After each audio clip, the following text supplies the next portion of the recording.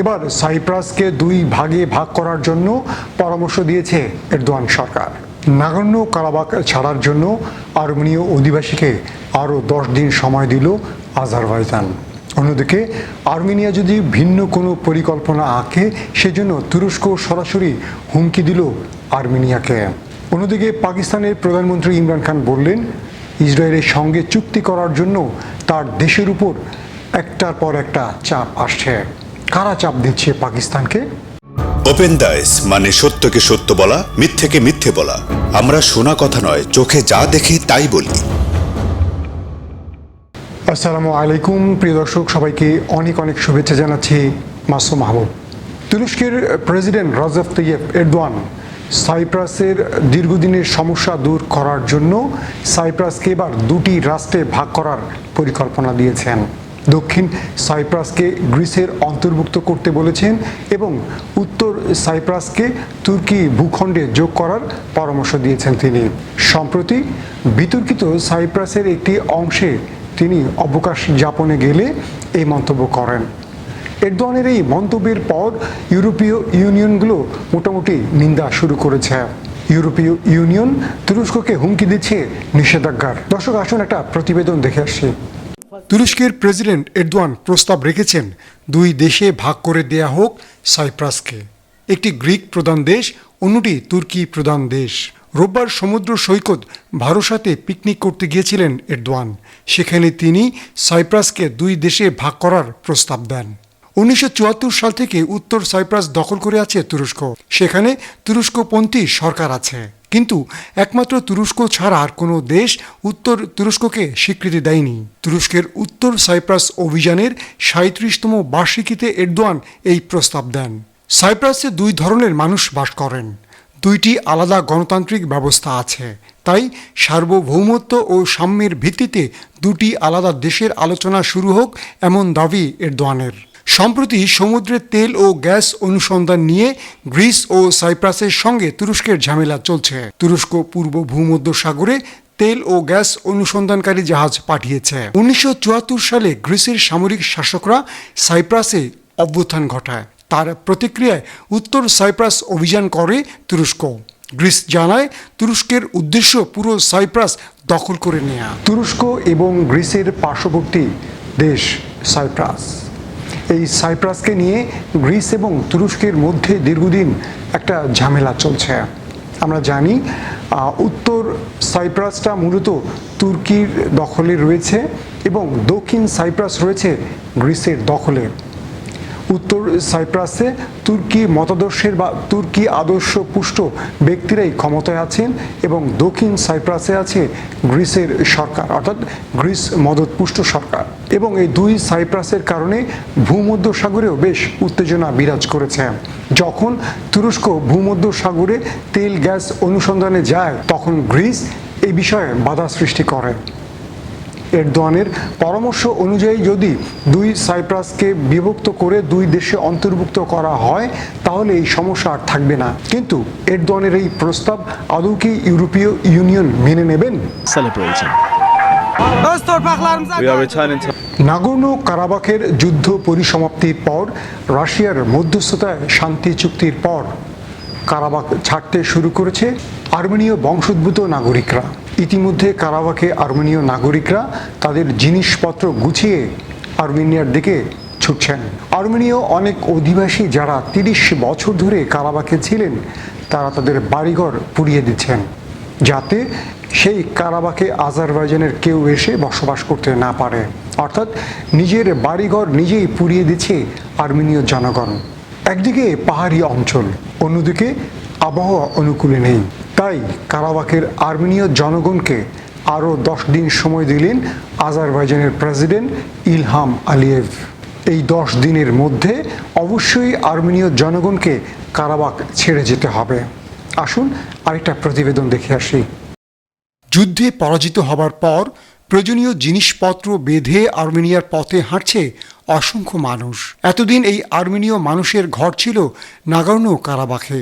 সেই নিজের ঘরে নিজেই আগুন লাগিয়ে তারা চলে যাচ্ছেন আর্মেনিয়ায় নতুন ঘরের সন্ধানে। ঘর ছেড়ে আর্মেনিয়ায় চলে যাওয়ার জন্য নাগোর্নো কারাবাখের আর্মেনীয় জনগোষ্ঠী এবং সেনাদের আরও 10 দিন সময় দিল আজারবাইজান। শান্তি চুক্তির পর বিভিন্ন এলাকা থেকে আর্মেনিয়ার সেনা এবং সাধারণ মানুষকে ফিরে যাওয়ার জন্য একটি নির্দিষ্ট সময় দিয়েছিল আজারবাইজান। 15 নভেম্বর তা শেষ হয়ে গেছে, কিন্তু এখনও সকলে এলাকা ছাড়তে পারেনি। ফলে তাদের আরও 10 দিন সময় দেয়া হয়েছে বলে আজারবাইজান জানিয়েছে। রোববার আজারবাইজানের প্রেসিডেন্ট ইলহাম আলিয়েভ জানিয়েছেন, অধিকাংশ এলাকাই পাহাড়ি, আবহাওয়া ভালো নয়, যাতায়াতের রাস্তাও ভালো নয়। এসব বিবেচনা করেই আর্মেনিয়াকে আরও 10 দিন সময় দেয়া হয়েছে। নাগোর্নো কারাবাখ নিয়ে আর্মেনিয়ায় বিক্ষোভ এখনও অব্যাহত রয়েছে। এরই মধ্যে তুরস্ক সতর্ক করল আর্মেনিয়াকে।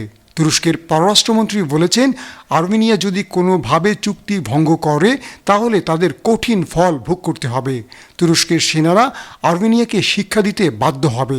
নাগোর্নো কারাবাখ নিয়ে গত 6 সপ্তাহ তুমুল যুদ্ধ হয়েছে আর্মেনিয়া এবং আজারবাইজানের মধ্যে।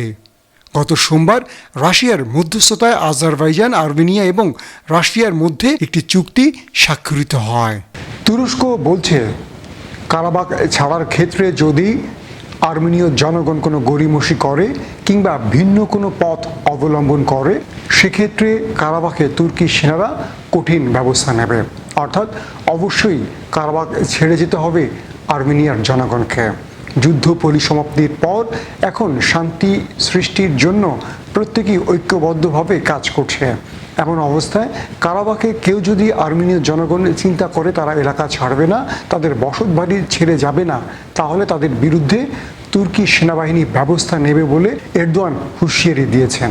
सारी दुनिया के अंदर और ख़ास तौर पे यूरोप में, अमेरिका में আরব আমিরাত, বাহরাইন, সুদানকে চাপ দিয়ে ইসরায়েলের সঙ্গে চুক্তি করানো হয়েছে, এটা কম বেশি আমরা জানি। ইতিমধ্যে আরব রাষ্ট্রের পাশাপাশি অন্যান্য মুসলিম রাষ্ট্রের উপরও ইসরায়েলের সঙ্গে চুক্তি করার ব্যাপারে চাপ রয়েছে। সম্প্রতি পাকিস্তানের প্রধানমন্ত্রী ইমরান খান স্পষ্ট করে বলেছেন, তার দেশের উপরও চাপ রয়েছে ইসরায়েলের সঙ্গে চুক্তি করার বিষয়ে। এ সময় ইমরান খান বলেন, তার দেশের উপর বা তার সরকারের উপর যতই চাপ আসুক না কেন, তারা কোনোভাবেই ইসরায়েলের সঙ্গে কোনো প্রকার চুক্তি করবে না। চুক্তি করতে হলে অবশ্যই ফিলিস্তিনকে স্বাধীন ভূখণ্ড উপহার দিতে হবে এবং তাদের স্বার্থ রক্ষা করতে হবে ইসরায়েলকে। আসুন আরেকটা প্রতিবেদন দেখে আসি। ইসরায়েলকে স্বীকৃতি দেওয়ার জন্য পাকিস্তানের ওপর চাপ সৃষ্টি করা হচ্ছে, এমনটি জানিয়েছেন পাক প্রধানমন্ত্রী ইমরান খান। তবে পাক এই প্রধানমন্ত্রী বলেছেন, ইহুদিবাদের সঙ্গে ইসলামাবাদ কখনোই সম্পর্ক স্থাপন করবে না। পাকিস্তানের একটি বেসরকারি টিভি চ্যানেলকে দেয়া সাক্ষাৎকারে ইমরান খান আরও বলেন, সংযুক্ত আরব আমিরাত ও বাহরাইন ইসরায়েলকে স্বীকৃতি দেওয়ার পর ইসলামাবাদকে একই কাজ করতে চাপ দেয়া হচ্ছে, কিন্তু তার সরকার এখন পর্যন্ত সেই চাপ উপেক্ষা করে আসছে।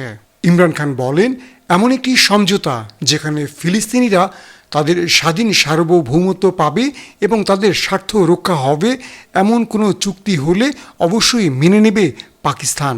তবে কোন দেশ ইসরায়েল ইস্যুতে চাপ দিচ্ছে সে সম্পর্কে কোনো তথ্য দেয়নি পাক প্রধানমন্ত্রী।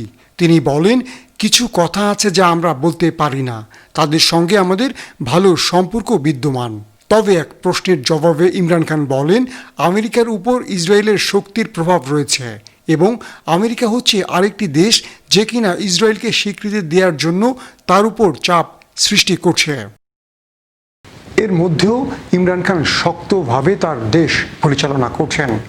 কোনো শক্তির কাছে, কোনো মোড়লের কাছে মাথা বিক্রি না করে তিনি তুরস্কের এরদোয়ানের সঙ্গে, মালয়েশিয়ার সঙ্গে একটি পরিকল্পিতভাবে পথ এগিয়ে চলছেন। সৌদি আরব পাকিস্তানের উপর নানান রকম চাপ সৃষ্টি করছে। ধারণা করতে পারি মার্কিন যুক্তরাষ্ট্রের পাশাপাশি সৌদি আরবও পাকিস্তানের উপর ইসরায়েলের সঙ্গে চুক্তির ব্যাপারে চাপ সৃষ্টি করতে পারে।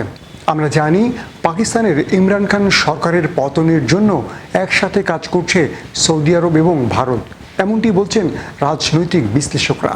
আমরা সম্প্রতি দেখেছি পাকিস্তানের 11টি বিরোধী দল এক হয়ে ইমরান খান সরকারের পতনের জন্য রাজপথে নেমেছে, কিন্তু ইমরান খানের পাশে রয়েছে দেশপ্রেমিক পাকিস্তানের সেনাবাহিনী পাক সেনাবাহিনী স্পষ্ট করে বলেছে তারা কোনোভাবেই পাকিস্তানকে অস্থিতিশীল হতে দেবে না।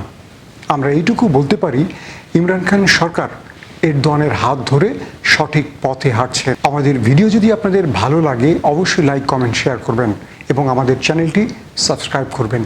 আমরা নিত্য নতুন মুসলিম বিশ্বের আপডেট খবর আপনাদের দেওয়ার চেষ্টা করব। সবাই ভালো থাকবেন। আল্লাহ হাফেজ। আমাদের ভিডিও যদি আপনাদের ভালো লেগে থাকে তবে সাবস্ক্রাইব করে বেল বাটনে একটা ক্লিক করুন। ওপেন ডায়েস, সত্য ও সুন্দরের পক্ষে। আমাদের সাথেই থাকুন।